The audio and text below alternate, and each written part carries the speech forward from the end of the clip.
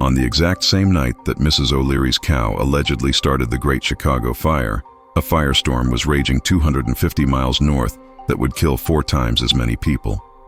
But you've probably never heard of it, because this fire was so intense, it created its own weather system, complete with hurricane-force winds and fire tornadoes.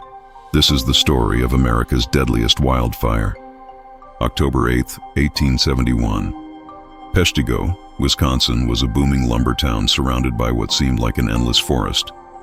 The town had grown rich cutting down trees to build America's growing cities, but those same trees would become their doom. That summer had been the driest on record. For months, no rain had fallen. The forest floor was covered with dry leaves, pine needles, and logging debris. Railroad workers clearing land had started dozens of small brush fires, but nobody was worried. They always burned themselves out. What nobody knew was that a cold front was moving in from the west. Weather stations reported wind gusts over 100 miles per hour. The temperature dropped 30 degrees in just hours, and those small, harmless fires, they were about to merge into something the world had never seen before. At 8:30 p.m., Reverend Peter Pernin was finishing evening services when he heard what he described as a low rumbling, like distant thunder.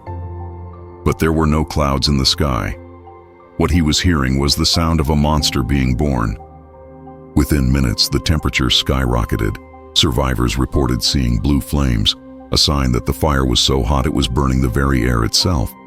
The wind wasn't just blowing the fire forward, it was creating a vacuum behind it, sucking in oxygen and feeding the flames like a giant bellows. But here's where it gets terrifying. The fire was moving so fast and burning so hot that it created its own weather system. The heat rose rapidly, creating powerful updrafts. Cold air rushed in to replace it, creating hurricane-force winds. And those winds? They weren't blowing the fire was controlling the winds. At 9:15 p.m., the fire hit Peshtigo, but calling it a fire doesn't do it justice. This was a firestorm, a tornado of flame. Temperatures reached 2,000 degrees Fahrenheit. That's hot enough to melt iron, hot enough to turn sand into glass, hot enough that people literally burst into flames where they stood. Adele Pernin, the Reverend's wife, grabbed their 2 children and ran for the Peshtigo River. Behind her, she could hear what sounded like 1,000 freight trains. The fire was moving faster than people could run. Some survivors said it moved like a tornado, jumping from treetop to treetop, creating its own lightning. The river should have been safe. But the fire was so intense that the water itself began to boil. People who jumped in to escape the flames were scalded to death. Others drowned when the extreme heat caused them to pass out. Cows, horses, deer, every living thing was trying to get into that river. Peter Geyer, a lumberjack, later told newspapers, "I saw my wife and 3 children running for the river. My youngest, just 4 years old, was carrying her favorite doll. The fire was right behind them. My little girl tripped and fell. Before my wife could turn back, they were all just gone. The fire moved so fast, there wasn't even time to scream."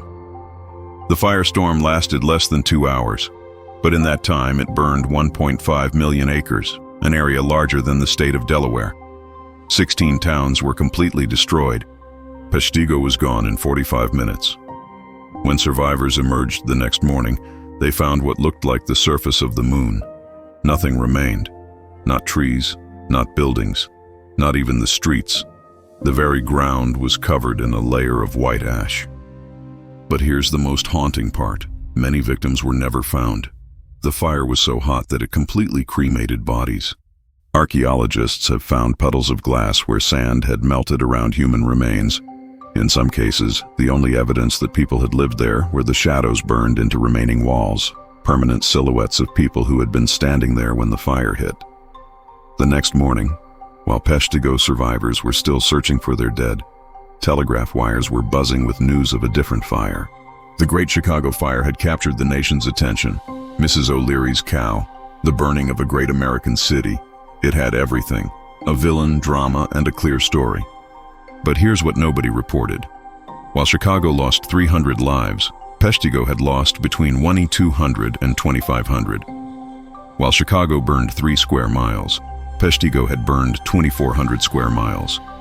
The Peshtigo Fire was, and remains, the deadliest wildfire in American history, yet it became a footnote.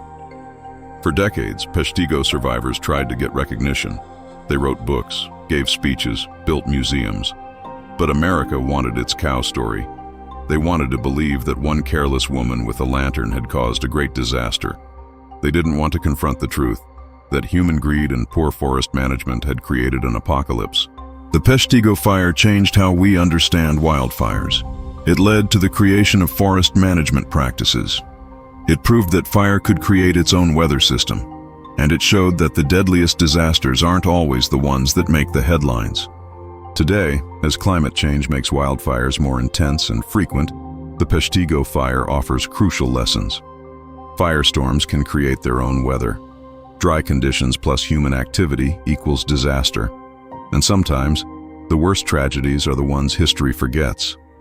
Next time someone mentions the Great Chicago Fire, tell them about Peshtigo. Tell them about the fire that was so hot it turned sand to glass. About the town that disappeared in 45 minutes. About the disaster that killed 4 times as many people but was forgotten by history. Because remembering Peshtigo isn't just about honoring the dead. It's about learning from the past so we don't repeat it. And trust me, with our changing climate, we need these lessons more than ever. What do you think? Should the Peshtigo Fire be remembered alongside the Chicago Fire? Let me know below, and subscribe for our next video about the disaster that changed American building codes forever.